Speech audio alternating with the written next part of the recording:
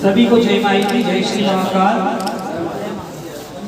आप सभी पत्रकार बंधुओं को सबसे पहले तो मैं शुभकामनाएं देती हूँ, क्योंकि चुनावी माहौल चल रहा है और बहुत सारे सवाल आप लोगों की, बहुत सारी जिज्ञासा है जो हमारे राष्ट्रीय अध्यक्ष जी ने आपके सवालों के जवाब दिए।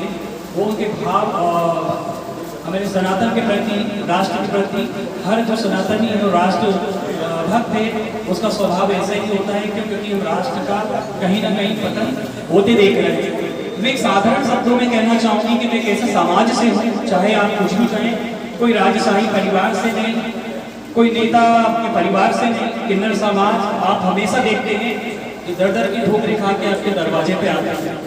मैं सबसे पहले तो ये कहूँगी कि किन्नर विकास कर सकता है अगर आप अवसर देंगे तो। यहाँ पर हम बात करते हैं राजनीति की, तो आज तक मैं सिर्फ दतिया की नहीं बोलूँगी, हर संपूर्ण भारत में आप देखेंगे जितने भी नेता रहे हैं, जितने भी राजनीतिक दल रहे हैं, सबने अपना विकास किया है, शहरों का काम किया है।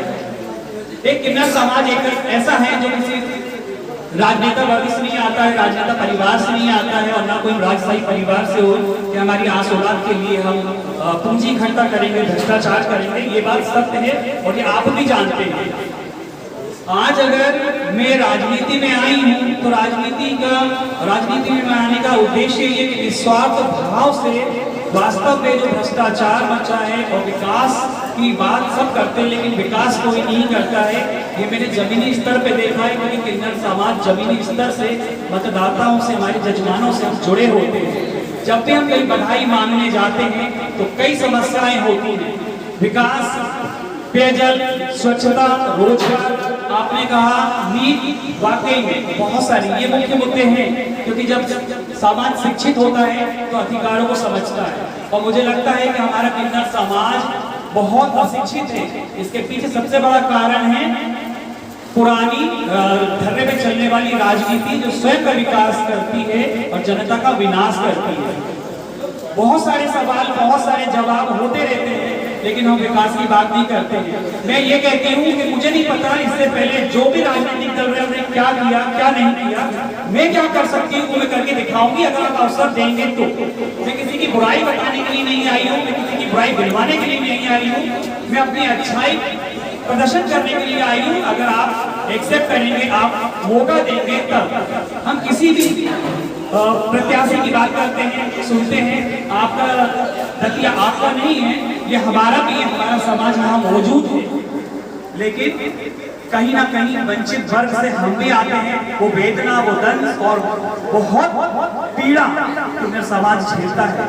आज राजनीति में आने का दूसरा कारण ये भी है कि मैं साबित कर सकूं कि अगर मैं विधायक बनती हूँ तो सर्वप्रथम एक किन्नर होने के नाते मैं अपने वो दायित्वों का पूरा निर्वाह करूंगी ईमानदारी से, और ये साबित भी करूंगी कि किन्नर का भ्रष्टाचार नहीं करते हैं और कभी भी आपके विकास के लिए किसी भी तरह का भ्रष्टाचार या किसी भी समझौता नहीं करते हैं किसी भी विचारधारा से। मेरा उद्देश्य है कि आप लोग स्वस्थ रहें, आपका दतिया का विकास होगा और यहाँ पे मेरे समाज का भी विकास होगा।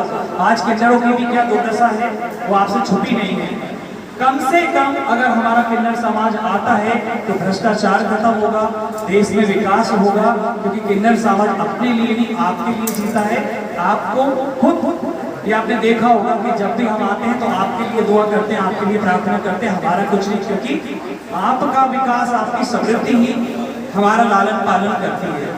तो यहाँ पर एक निस्वार्थ वाली राजनीति में, राजनीति से तो नहीं होना, राजनीति का अनुभव है, लेकिन हाँ मैं शपथ पत्र देने को तैयार हूँ मेरी पार्टी की तरफ से कि अगर मैं विधायक बनती हूँ तो वो कमियां पूरी करूंगी जो आज तक जितने भी राजनीतिक दल जो नहीं कर सके हैं, मैं प्रयास करूंगी कि वो विकास करूं। क्योंकि दतिया एक शक्तिपीठ है और शक्तिपीठ होने के नाते अगर हम देखें तो विश्वविख्यात यहाँ पर वो विकास नहीं है। हम उस विकास की बात करें, हम रोजगार की बात करते हैं तो यहाँ तो उद्योग की जरूरत है, शिक्षा की जरूरत है। क्यों? क्योंकि आज जब भोपाल में मैं देखती हूँ दतिया के लोगों को कैसे तो करते हैं 8-10 हजार में जॉब, 8-10 हजार की नौकरी के लिए एक व्यक्ति एक जिला छोड़ के दूसरे जिले में जाता है, तो आप सोचिए बेशक मैं शिक्षित नहीं हूँ, मैं एजुकेटेड नहीं हूँ, लेकिन मैं जानती हूँ क्योंकि मैंने समाज से रूबरू हुई हूँ, मैं समाज की समस्या को जानती हूँ।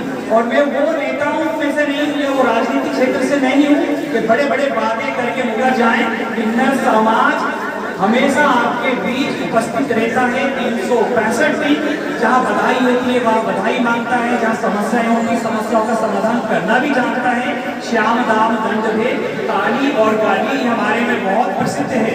अगर विधानसभा तक दतिया की जनता पहुंचाती है तो श्याम दाम दंड भेद हर तरीके से जनता की आवाज बनूंगी और जनता का विकास करूंगी, ये मेरा प्रण है। और दतिया में ही रहूंगी क्योंकि यहाँ पे दतिया में जो नेता बनते हैं वो भोपाल चुनते हैं, लेकिन भोपाल को छोड़ के मैंने दतिया को चुना है तो निस्वार्थ चुना है, ये भी विश्वास दिलाती हूँ। आपके जो भी सवाल है वो मुझसे पूछ सकते हैं, मैं कोशिश करूंगी कि आपकी जिज्ञासा को शांत मेरा एक सवाल है, भारत में भाजपा सरकार रही हो या कांग्रेस रही हो, लेकिन किन्नरों के लिए उन्होंने कभी कुछ नहीं किया। आज भी वो अपना कैसे गुजारा कर रहे हैं आपने जो बताया है, यही सबसे बड़ी विडंबना है। यही देश का दुर्भाग्य है कि योजनाएं बहुत आती हैं लेकिन पहुंच नहीं पाती हैं, चाहे वो हम हो या आम समाज हो।